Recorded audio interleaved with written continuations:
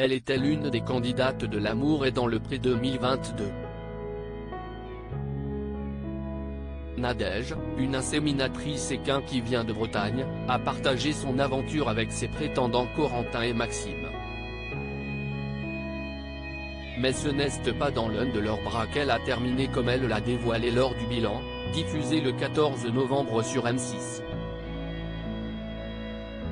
CIST avec Pierre, le meilleur ami de Guillaume, du Limousin, qu'elle s'est mise en couple après l'aventure. Et ce n'est pas vraiment grâce au compagnon de Tom. Après la vie à la ferme, on se retrouve entre candidats pour faire une fête, un petit week-end d'entre nous qui était très sympa et ça s'est passé chez Guillaume, du Limousin, et en fait CIST le meilleur ami de Guillaume.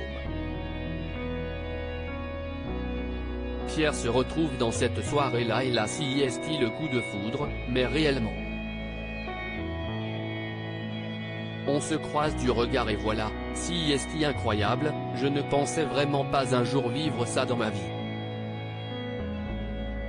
Il a 29 ans, il est charismatique, protecteur, drôle, il a de l'ambition, il est directeur commercial, pas du tout dans l'agriculture, confiait Nadège à Karine Le Marchand. La jeune femme de 31 ans a également révélé qu'après seulement 3 mois de relation, elle avait décidé de tout plaquer pour lui. Elle compte en effet déménager et fonder sa famille avec l'accordéoniste qui a conquis tous ses proches. Je suis sûr. Si je fonce CIST que je sais que CIST lui. Point, là je vis dans le monde des bisounours aujourd'hui, je partais de loin. Je me sens belle dans ses bras. Avait-elle poursuivi plus radieuse que jamais. Guillaume pas vraiment d'une aide précieuse ce que l'on ignorait, CIST que Pierre a craqué pour Nadège bien avant de la rencontrer. Interrogé par Télé Loisirs, Guillaume a fait des révélations sur le début de cette idylle. L'amitié entre les deux agriculteurs date du tournage du portrait, qu'ils l'ont fait au même moment. Par la suite, tous les candidats se sont tous retrouvés en janvier afin de faire connaissance avant la diffusion, le 14 février. Entre-temps, Pierre a fait savoir à son ami qu'il avait flashé sur la participante. Je lui ai dit, ne cherche pas, tu n'auras pas son numéro.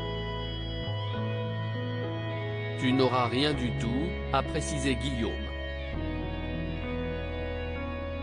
Il a en revanche appelé son ami en visio lorsqu'il se trouvait avec la jeune femme au salon de l'agriculture, qui s'est déroulé du 26 février au 6 mars. L'agricultrice savait qu'il la trouvait mignonne et elle a eu une longue conversation avec lui. La production a donc suggéré qu'il lui écrive. Il voulait son Facebook. Je lui ai dit, je ne crois pas, je ne donnerai rien du tout. Si tu veux, tu n'as qu'à le chercher. Il a dû y passer toute la nuit, puisque le lendemain, il m'a envoyé un message pour me dire qu'il avait trouvé.